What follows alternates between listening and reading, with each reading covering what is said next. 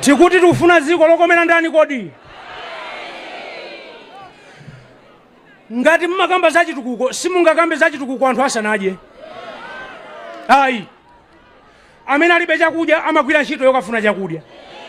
Amene ali ndi chakudya amakagwira ntchito yotukula dziko.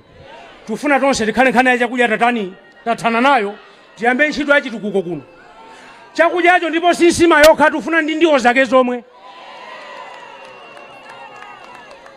Tikuti kudya katatu mama sana madzulo. Osati kudya katatu ndenkhani kuno ndi uko iko mazana tinadya katatu ayi tikuti deire.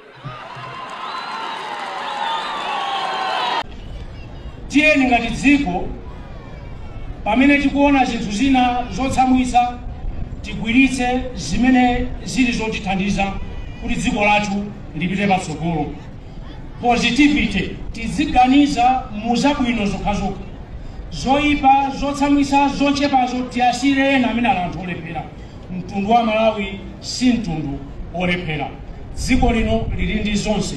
Ifeyo titengepo mbali kuti dziko lathu lino lipite patsogolo. Fertilizer 4,495 chimanga muzikula chochipa osati cha lero cha 20,000 ayi. Tati tufuna anthu azimva kukoma atu osati kuwawa ya.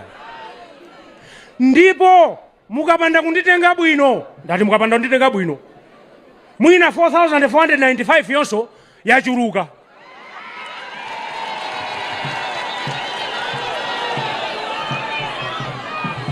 Ndingomalizisa kugwirizana ndi president ali umbuyo kuwa, mwina ntengo tiganizirenso ufewereko.